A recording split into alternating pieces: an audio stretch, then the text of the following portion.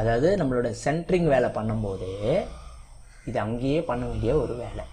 எப்படின்னா இந்த பில்லர் அதுக்கேற்ற மாதிரி 3 to 4 இன்ச்சு அப்போவே இது ஹைட்டு போகணும். இது ஹைட்டு கம்மியாக இருக்கணும். இது பில்லர் இந்த பில்லருங்களை இந்த ஸ்லோப் ஃபஸ்ட்டே நம்ம பண்ணிட்டோம்னா தளம் போடும்போது அந்த ஸ்லோப் வரும். கொஞ்சம் பேர் சொல்லுவாங்க சார் 3 to 5 இன்ச்சுன்றது ரொம்ப ஜாஸ்தியாக இருக்கும் தண்ணி அப்படின்னா. இல்லை, கேரளாவில் பார்த்தீங்கன்னா பெரும்பாலும் எந்த வீடுமே தளம் கொட்டுற மாதிரி பெரும்பாலும் அவங்களுக்கு இந்த பிரச்சனையே கிடையாது.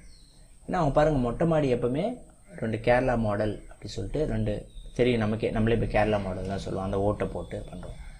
அந்த மாதிரி சரிவு பண்ணிட்டீங்கன்னா தண்ணியோட ஃப்ளோட்டிங் டைம் இல்லை, சரிஞ்ச தண்ணி விழுந்த மாதிரி விழுந்து கீழே போகுது அப்படின்னா அதோட இரும்பு தளத்தில் இருக்க இரும்பை தண்ணி தொடுறதுக்கான வாய்ப்பே நம்ம சூழலையே இல்லை அப்படின்னா அது எப்போவுமே துப்பு பிடிக்காது, எப்போவுமே அது கொட்டாது. அது என்ன மட்டமான இரும்பாக இருந்தாலும் சரி, அது துப்பு பிடிக்கிற